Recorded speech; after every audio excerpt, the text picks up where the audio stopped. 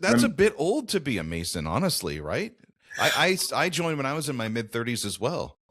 No, I think it's a good age. Hopefully by the time you reach that age, you're kind of settled Mm. with your family, your occupation, and I think it's almost a perfect time. And as it turns out, I'm the third child born in my family, and I'm born exactly 33 years after both my mother and father. They were born in 1921 and I was born in 1954. So it all seemed to make sense to me that it was the right time and it was the right thing to do.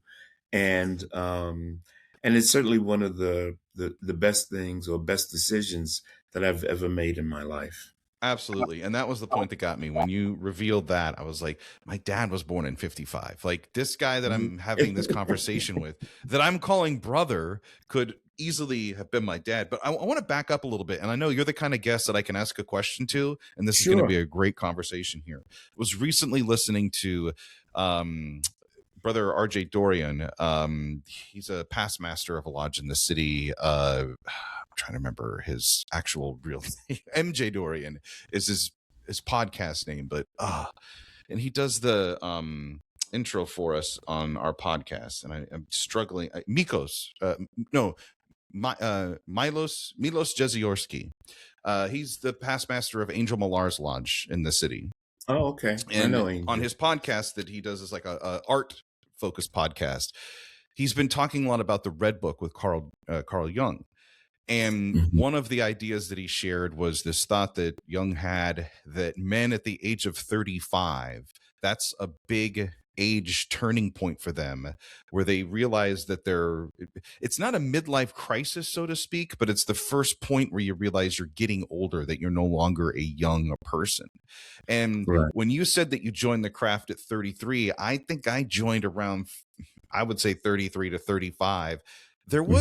I was seeking something different at 33, 35 than I would have if I could have joined now, which the youngest age to join in our Grand Lodge is you can be 18 to become a Master Mason. Right. Well, what was going through your mind at that point? Who was that Cliff? What were you seeking? I don't know what I was seeking.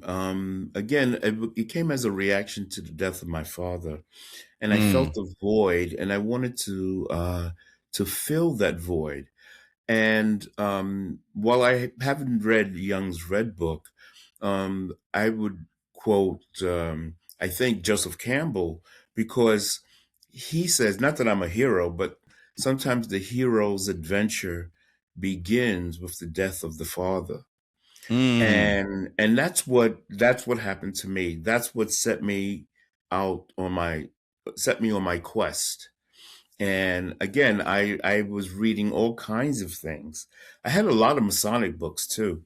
So when they came to interview me and I told them I had been reading books, I had a stack like this that I brought out and showed them that I had been reading. So it was really again, it was that, I had to really turn my back on, my faith, Christianity or Catholicism.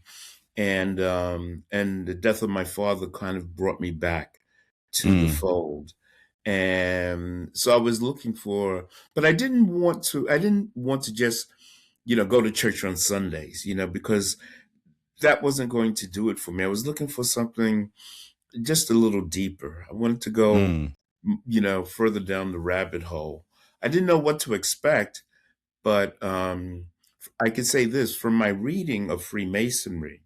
I fell in love with Freemasonry in books, on paper. When I finally was raised to a degree of Master Mason, actually I was quite disappointed with what I found, because I was like, this is not like what I had been reading about.